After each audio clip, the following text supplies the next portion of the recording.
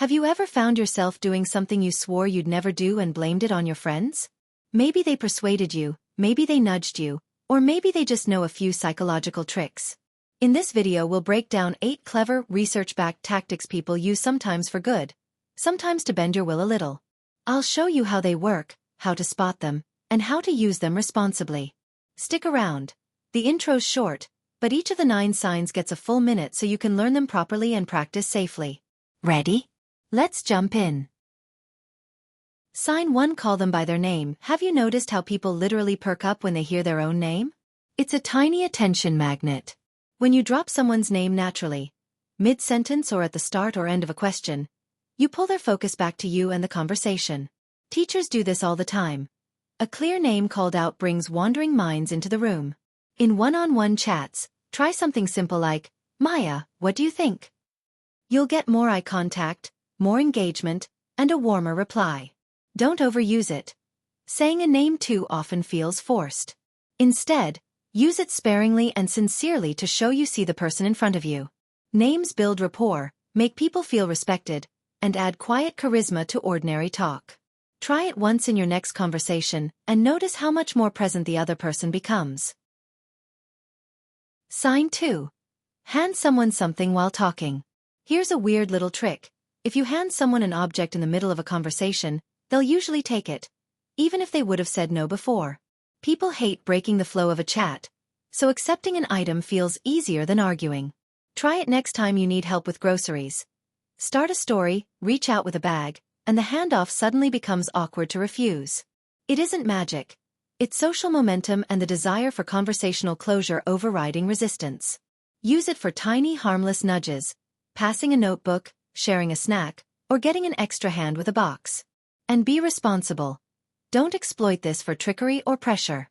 Keep it kind, casual, and respectful. Try this once and notice how much smoother small favors become when you combine a friendly chat with a simple, well-timed handoff. Pavlovian cues. Pair a stimulus with studying. Classical conditioning, yes, think Pavlov's dogs, can help your memory, not just lab animals. Pick a distinct sensory cue. A single gum flavor, a special tea, or a short playlist. Use that exact cue every time you study the same material. Consistently, over multiple sessions. Your brain begins to link the cue with the information. Then on test day, reintroduce the cue, chew the same gum, sip the same tea, or play that short track quietly before and during recall. That sensory trigger can act like a retrieval anchor, nudging memories to surface more easily. Important, this isn't a replacement for real study. Spaced practice, active recall, and understanding matter most. Think of the cue as a gentle boost on top of good habits. Also check rules. Some exams don't allow gum or headphones, so choose an allowed cue. Try it for one subject and one cue, and watch whether your recall gets a little sharper. Sign 4: Imagine who you want to be. Cognitive dissonance trick.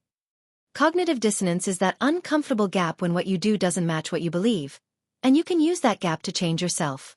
Want to stop overspending? Start saying, "I'm someone who saves first," and make one small saving choice. Want to be more positive? Tell yourself, "I look for the silver lining," and list one good thing from today. When your words and tiny actions don't match your old habits, your mind works to close the gap. So you start acting closer to the person you say you are. Don't fake it loudly or force perfection. Use gentle, consistent statements and tiny habits that are actually doable. Pair the self-talk with a small action every day. One saved rupee, one gratitude note, and let the mental discomfort push you toward the behavior you want. Try this identity-first trick for a week and watch small shifts add up into real change. Sign 5: Ask for a big favor, then a small one. This one's a classic. Ask for something big you expect to be refused, then follow up with a smaller request, and the smaller request suddenly seems reasonable. Psychologists call it the door-in-the-face technique. Here's how it works. Imagine you want someone to watch your pet all week. Ask for the whole week. They'll likely say no. Then try a smaller ask. "Okay, can you do 3 days instead?" Compared to the first request, 3 days sounds much more doable, and people are more likely to agree. Why? After turning down the big favor, they feel a social push to be helpful and cooperative, so saying yes to the smaller favor restores that sense of goodwill. Use it honestly. It's perfect for negotiating or getting help when you truly need it, not for manipulating someone into something they'll regret. Try it once with a real reasonable request and notice how much difference framing makes. Sign 6. Ask when someone's exhausted. People are much more likely to say yes when they're tired, and that's because decision fatigue chips away at willpower and patience. After a long day, someone's mental energy is low, their impulse control is weaker, and they're far more motivated to avoid a fight or a long explanation. That late-night request to borrow money, or the surprise favor you ask right after dinner, often works not because it's fair but because the person simply doesn't have the energy to refuse. So if you're the one being asked, give yourself a simple buffer. Breathe, say, "Let me think about it," or ask to decide in the morning. Small delays restore clarity. If you're the asker, don't weaponize someone's exhaustion. Instead, wait for a time when they can answer consciously and kindly. Ethically used, timing helps. Abused, it becomes manipulation. Remember, real consent comes from choice, not fatigue. Protect your own decisions, and treat others' low-energy moments with care. Mirroring is a subtle social trick. Copy someone's posture, gestures, or tone just a little, and they'll often feel understood and comfortable around you. Psychologists call it the chameleon effect. When people see themselves reflected back, they unconsciously trust and like you more. Don't overdo it. Too much imitation feels fake.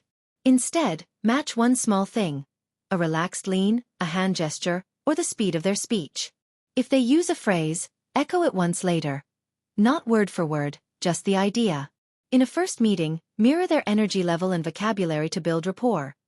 In interviews, mirror their formality to seem professional. With friends, mirror warmth to deepen trust. Keep your intention genuine. Use mirroring to connect, not to manipulate. Watch their comfort. If they pull back, soften your mimicry. Try this once in a short chat. Match one tiny behavior and notice how the conversation opens up. Mirroring done with care creates real warmth and makes people feel truly heard.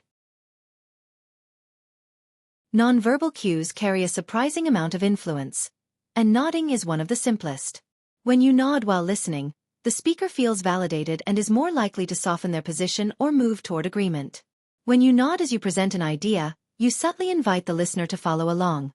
Physical motion shapes thought.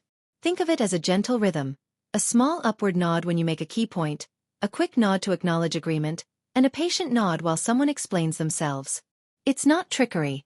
It's embodied communication. Use nodding to build consensus, calm tense talks, or create a friendlier tone in meetings.